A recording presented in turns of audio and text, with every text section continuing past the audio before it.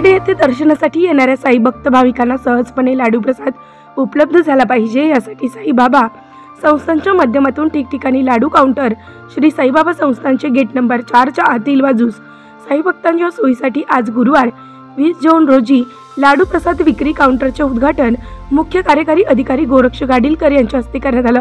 यावेळी बोलताना त्यांनी सांगितलं की साई भक्त भाविकांना चांगल्या प्रकारच्या सुविधांबरोबरच लाडू प्रसाद देखील सहजपणे उपलब्ध करून देण्यात येतील असं सांगितलं।